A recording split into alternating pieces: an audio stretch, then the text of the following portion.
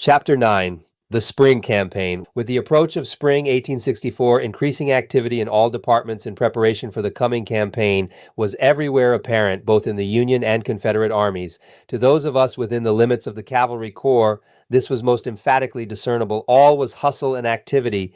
The ordnance, commissary, and quartermaster's departments were each in their respective lines, busily equipping the cavaliers for the important part they were to perform in the great drama soon to be enacted in the theater of war. Radical changes were also to be made in the leadership, reorganization, and general management of this important branch of military service, which hitherto had to a great extent been only a disintegrated and unappreciated adjunct of the army, broken into detachments to guard infantry trains, do outpost picket duty, and the like. It was a sort of errand boy, subject to the whims and caprices of the infantry commander. This, as we learn from Sheridan, was most decidedly the condition of things under Meade, who seemed to have no just appreciation of the mounted service. It is no wonder, under such conditions, that the infantrymen regarded the trooper with sneering contempt, and quoted to him the stale old inquiry, "Who ever saw a dead cavalryman?" The cavalry was composed of as fine a body of men as could be found in the army, and under such gallant leaders as Stoneman, Pleasonton, Buford, and Kilpatrick had performed valuable service, but they had been hampered. A cavalry leader, however, was at hand who not only comprehended the situation, but had the stamina to insist that this important department of military service be so organized and conducted that its effective power would be realized to its full extent in the coming campaign, and all traditional prejudices against its effectiveness be forever removed. This new and to us unknown leader was Philip Henry Sheridan. General Grant, that matchless military genius, had been called from the West, given the high rank of lieutenant general, and though placed in command of all the armies of the United States, chose to make his headquarters in the field and personally direct operations in Virginia. A crushing blow was to be given to the most gigantic rebellion known in history. Though successful at Gettysburg, all of Meade's subsequent movements had proved wretched failures, causing the army to lose all confidence in him as an aggressive commander. Thus the advent among us of the hero of Donelson and Vicksburg was hailed with acclamations of delight. Concerning the changes in the cavalry corps, we were not at first so jubilant. We all knew Pleasonton, but had never heard of the man who had superseded him, Sheridan. "Who's Sheridan?" was a very common inquiry. A few months later, we would have answered, "He's the greatest general on earth." It may be opportune to state that the first impressions of Sheridan were disappointing. He was small of stature and worn down by his severe campaigns in the West. The appellation, Little Phil, was quite appropriate.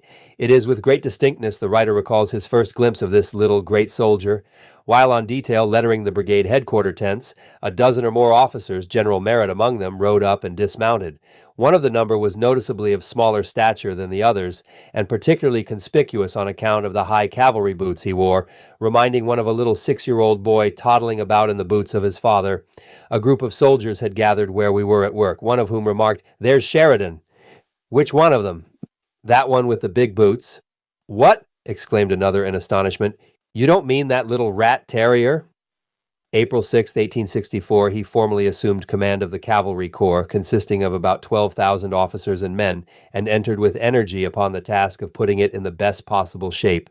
On reviewing his troops and discovering the horses thin and worn down by excessive picket and scouting duty, he promptly requested of Meade that as the men and horses of the cavalry, having borne the burden during the winter, be relieved and given a few weeks for rest and recuperation. Meade, manifesting reluctance, the request was followed by an imperious demand.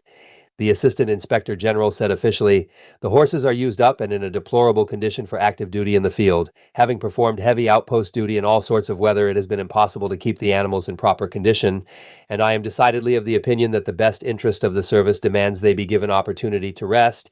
They need improvements in uniform and hair cutting.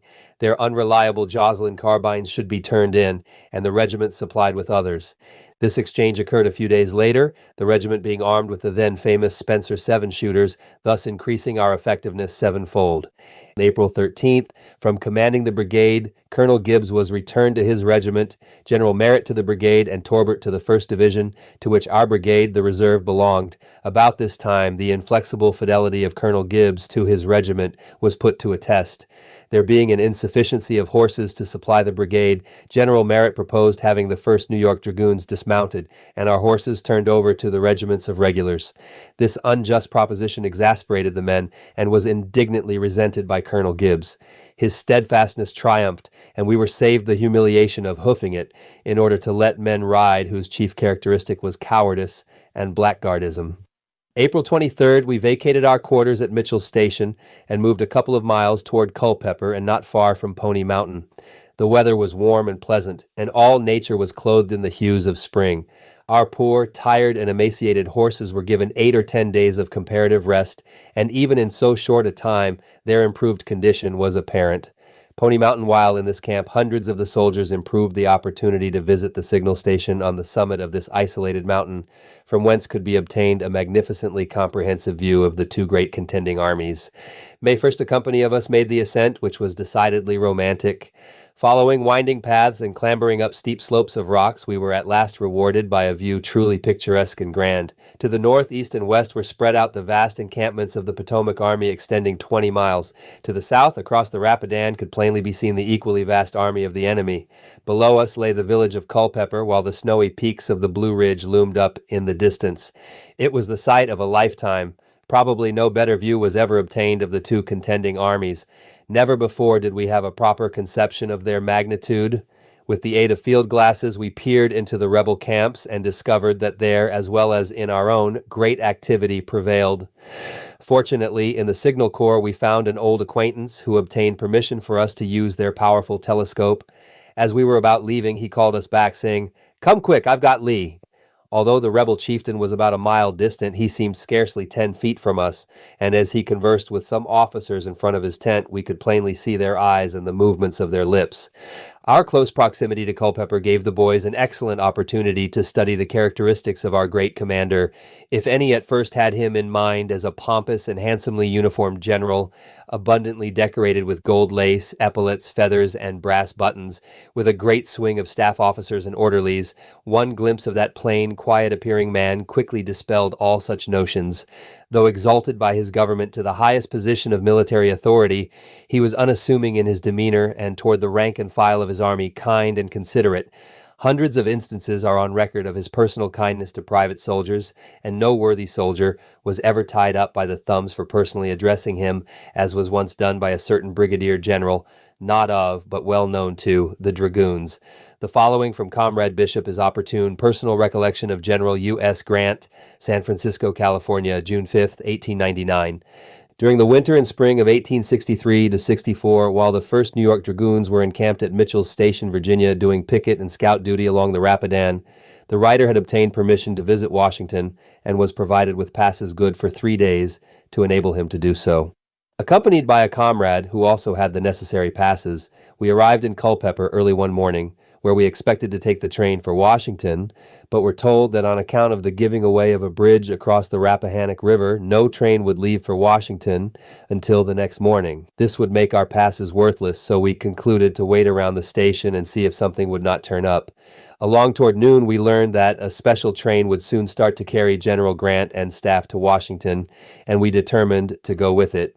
Hunting up the captain of the post, we stated our case, but were roughly told that no one but the general and his staff would be allowed on the train. Not discouraged at this, we waited on the platform at the depot until General Grant and his staff, a single officer, arrived. The general, upon entering the car, took a seat at an open window next to the platform. This was our opportunity, and we quickly took advantage of it. Advancing to the open window, we saluted the general, at the same time stating our predicament and showing our passes. The general returned our salute, listened to our hasty explanation, took our passes, and after carefully looking them over, said as he returned the passes, "Certainly, Sergeant, you can go as well as not." Then, looking around and seeming for the first time to notice that a number of people, soldiers and civilians, were waiting at the depot, he called the officer in command of the post and said, "Captain, if there are parties here who have the proper permits and wish to go to Washington tonight, allow them to get aboard." As there were several who were most anxious to go, it was a very jovial party that rode to Washington with General Grant that night.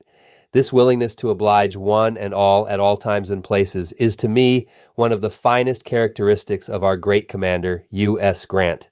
J.D. Bishop. We give place to one other sketch of Grant as seen by a dragoon, April 22nd, 1864. I saw General Grant again yesterday at Culpeper on his return from Washington. A large company of officers were at the depot awaiting his arrival. They also had in waiting a fine confiscated barouche drawn by 4 horses.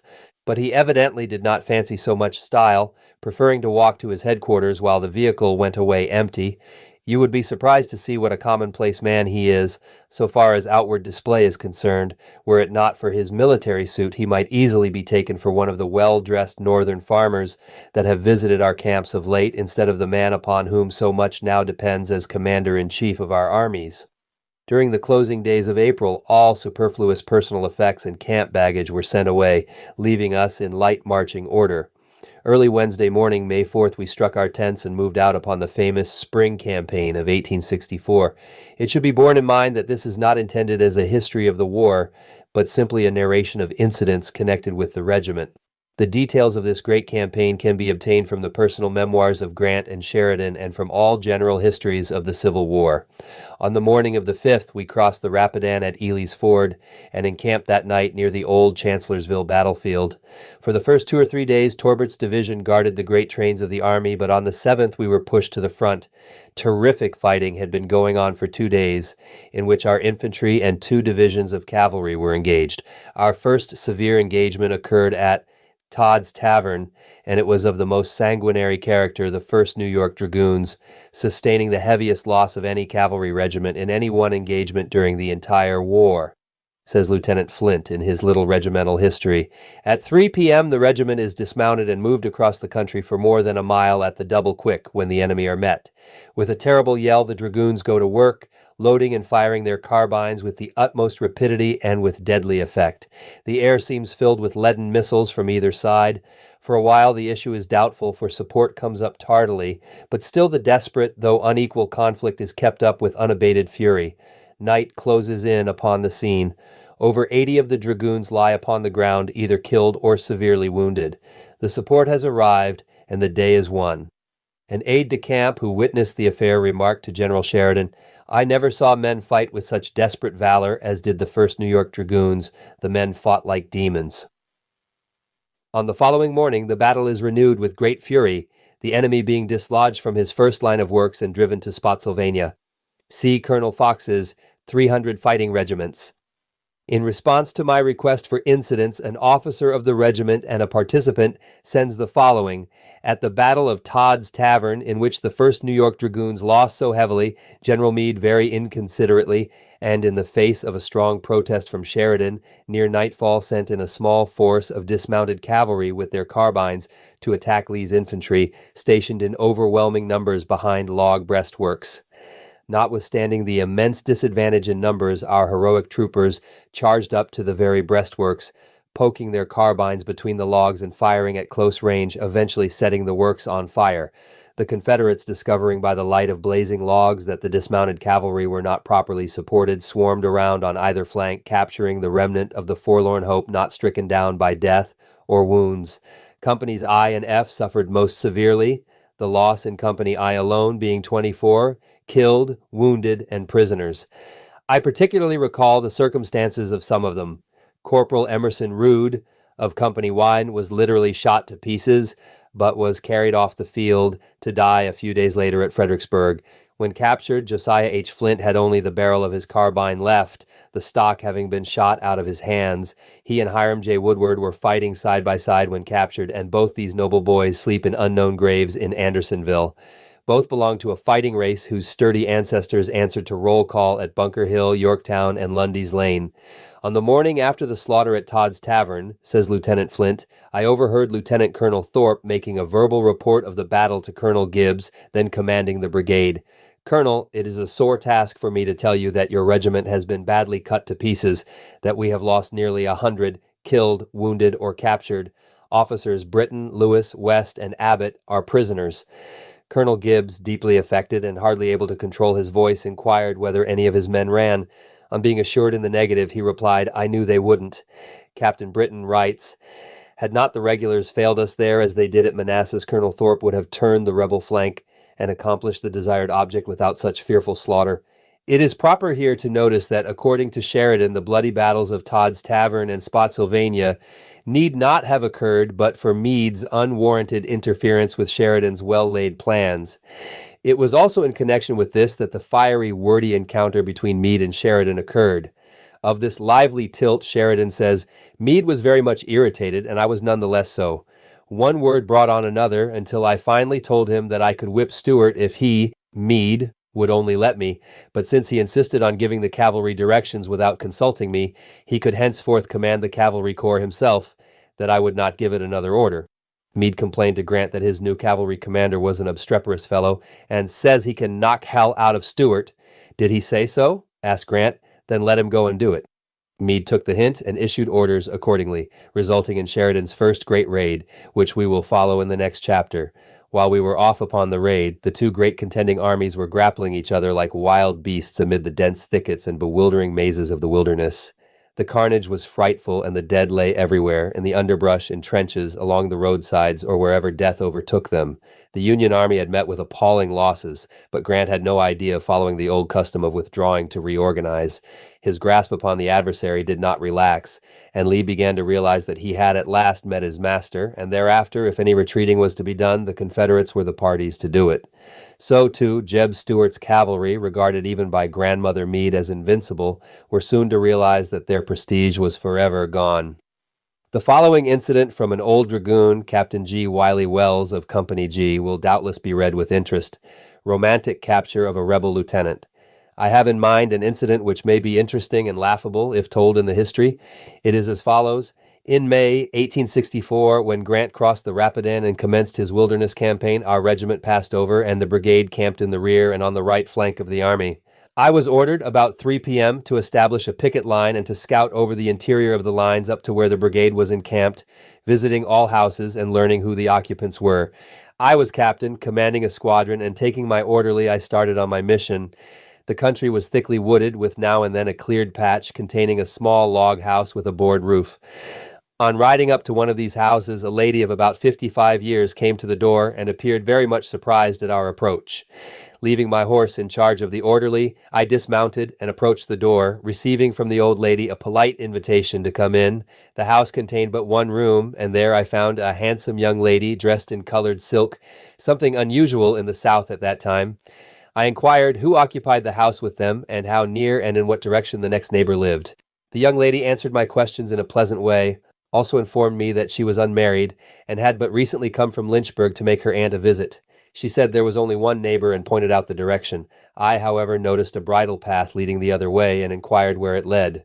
"Oh, that only leads to the spring," she replied, but on examination I discovered it continued beyond. So, bidding them good day, we took the path by the spring, when the young lady, with evident anxiety, urged us to take the other path as the right one to reach the neighbor's house. I thanked her but continued on, and soon reached another house similar to the first.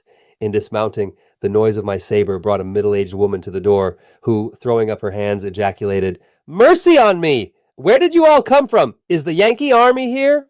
"Yes," I replied, "within a mile, and as I am directed to search all houses within our lines, shall be compelled to search yours to learn who its occupants are." "Law me," she exclaimed, "there ain't anybody but me and my poor sick sister and we poor lone women." Thereupon I inquired how long her sister had been sick, and if there was any doctor nearby. She told me that there was no doctor near, and that she had no medicine except what she prepared from herbs, also that her sister had been sick several months with a bad fever. When I told her I would bring a physician, she appeared greatly excited and said, "Oh no, it will only excite my sister to know the Yankee army is here." "Very well," I said, "but I shall have to examine the house," and started for the door, whereupon she excitedly declared, "It will kill my poor sister," and implored me for mercy's sake not to do it. But I told her I must go in, that I was something of a physician myself, and did not feel justified in leaving without seeing the patient. To this she said, "I have just given her a dose of snake root tea, and she has dozed off, and I am afraid the noise will awaken and frighten her almost to death." I assured her that I would be careful, but she insisted that if I went up to her room, I must take off my saber, which I did, hanging it upon the pommel of my saddle. I had a large revolver in my right boot leg, and told the orderly in a low voice, if any trouble occurred, to go with all speed and bring up the men, as I believed there were rebels secreted there. The house had but one room below, with ladder stairs to the upper room. I started up the ladder, the lady following close behind me, but found the room quite dark. Seizing my revolver, I examined the room as well as I could in the darkness. It was bare of furniture, except a bed in one corner, but I could not see whether anyone was in it or not. I requested the woman to open the shutter, but she insisted that the light must necessarily be kept out. Going to the bed, I was able to dimly perceive a person with a nightcap and a sort of nightdress on, breathing heavily. The person rolled up a pair of feverish-appearing eyes, looking beseechingly at me, whereupon I stooped to examine and determine if the face was that of a female. I directed the person to show me her tongue, but could determine nothing. I then asked her to give me her right hand and pretended to feel the pulse. This was excited and nervous, but the hand was such as a lady with her surroundings might have had. I was nonplussed, and what to do did not know, for if I went further and it should prove to be a sick woman, the affair would be distorted into a gross outrage, and to leave without ascertaining the sex might be to leave a dangerous person within our lines. After a moment's thought, I determined to act, so drew my revolver and leveled it at the head of the patient, saying, "Get out of that bed quick and dress, or I'll kill you." This dose took immediate effect, as the poor sick invalid sprang up, exclaiming, "I will. I told them this wouldn't work, and I'm ashamed to be caught in such a way. But I was married only 3 days ago and came here just in time for your army to cut us off." Pulling his clothing from between the bedding, he quickly dressed and followed me down, when I learned that he was a lieutenant in a Virginia regiment. He was a man of fine address and noble character. He besought me not to tell the manner of his capture, and to this day no one but myself knows his name in this relation. At his request, he was taken back over the path by the spring and permitted to see his young wife. As we came over a rise, we saw her standing in the path, and as she saw her husband, ran down to meet him. But I will attempt no description of their parting interview, only to state that as the prisoner bade his aunt goodbye, the old lady said to the young wife, "That falsehood you told gave the whole matter away, and I thought so at the time." Whereupon I said, "That is true. Her statements excited my suspicions." We took him back and turned him over as a prisoner of war. I will close this chapter with an incident of Colonel Thorpe's boyhood days, furnished by Alfred Bigelow. When quite young, Thorpe was converted at a camp meeting in Allegheny County, New York, and attracted attention by his earnestness and ability. On one occasion, in company with a schoolmate, he attended a meeting at a country schoolhouse. The preacher failing to appear and the audience about to disperse, the schoolmate said, "This young man will preach," and introduced Thorpe. Those who heard that sermon remember it to this day as one of remarkable power.